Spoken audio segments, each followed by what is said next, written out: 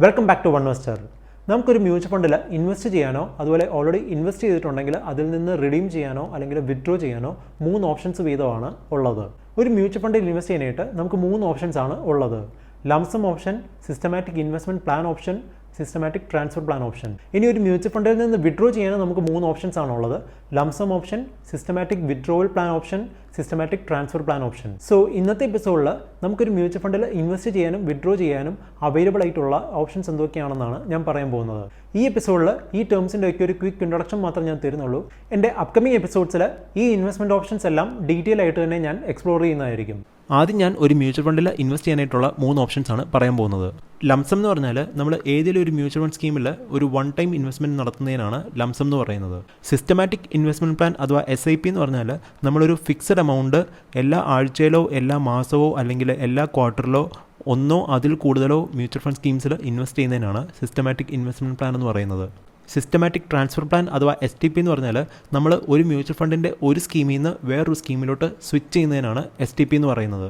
Suppose നിങ്ങളുടെ 100% mutual fund ഇൻവെസ്റ്റ്മെൻറ്റും ഒരു mutual ഫണ്ടിൻ്റെ equity ഫണ്ടിലാണെങ്കിൽ നിങ്ങൾക്ക് സ്കെഡ്യൂൾ ചെയ്യാൻ പറ്റും ഒരു ഫിക്സഡ് എമൗണ്ടോ അല്ലെങ്കിൽ ആ ഫണ്ടിൻ്റെ ഇത്ര പെർസെൻറ്റേജോ ഇക്വിറ്റി ഫണ്ടിൽ നിന്ന് ഡെറ്റ് ഫണ്ടിലോട്ട് ട്രാൻസ്ഫർ ചെയ്യാനായിട്ട്.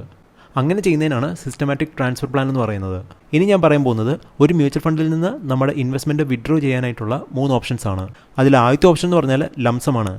അതിൻ്റെ അർത്ഥം എന്ന് പറഞ്ഞാൽ നമ്മളുടെ ഇൻവെസ്റ്റ്മെൻറ്റ് ഫുള്ളായിട്ടോ അല്ലെങ്കിൽ പാർഷ്യലായിട്ടോ ഒരു സിംഗിൾ ട്രാൻസാക്ഷനിൽ വിത്ഡ്രോ ചെയ്യുന്നതിനാണ് ലംസം എന്ന് പറയുന്നത്.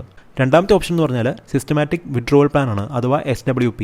SWP എന്ന് പറഞ്ഞാൽ SIPയുടെ ഓപ്പോസിറ്റ് ആണ്. SIPയിൽ ഒരു ഫിക്സഡ് എമൗണ്ട് നമ്മൾ എല്ലാ ആഴ്ചയിലോ അല്ലെ എല്ലാ മാസമോ നമ്മുടെ ബാങ്ക് അക്കൗണ്ടിൽ നിന്ന് മ്യൂച്വൽ ഫണ്ടിലോട്ടാണ് ട്രാൻസ്ഫർ ചെയ്യുന്നത്. പക്ഷേ SWPയിലാണെങ്കിൽ ഒരു ഫിക്സഡ് എമൗണ്ടോ അല്ലെങ്കിൽ നമ്മുടെ ഫണ്ടിൻ്റെ ഇത്ര പെർസെൻറ്റേജോ നമ്മൾ എല്ലാ ആഴ്ചയിലോ അല്ലെ എല്ലാ മാസമോ മ്യൂച്വൽ ഫണ്ടിൽ നിന്ന് നമ്മുടെ ബാങ്ക് അക്കൗണ്ടിലോട്ട് ട്രാൻസ്ഫർ ചെയ്യുന്നതിനാണ് SWP എന്ന് പറയുന്നത്. മൂന്നാമത്തെ ഓപ്ഷൻ എന്ന് പറഞ്ഞാൽ സിസ്റ്റമാറ്റിക് ട്രാൻസ്ഫർ പ്ലാൻ ആണ് അഥവാ STP.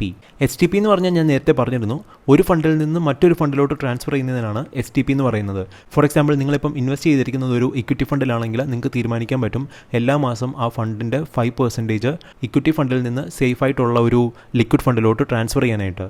ഈ STPയും SWPയും തമ്മിലുള്ള വ്യത്യാസം എന്ന് പറഞ്ഞാൽ SWPയിൽ നമ്മൾ മ്യൂച്വൽ ഫണ്ടിൽ നിന്ന് നമ്മുടെ ബാങ്ക് അക്കൗണ്ടിലോട്ടാണ് ഫണ്ട് ട്രാൻസ്ഫർ ചെയ്യുന്നത്. പക്ഷേ STPയിൽ എന്ന് പറഞ്ഞാൽ മ്യൂച്വൽ ഫണ്ടിൻ്റെ തന്നെ ഒരു ഫണ്ടിലോട്ടാണ് നമ്മൾ ഫണ്ട് ട്രാൻസ്ഫർ ചെയ്യുന്നത്.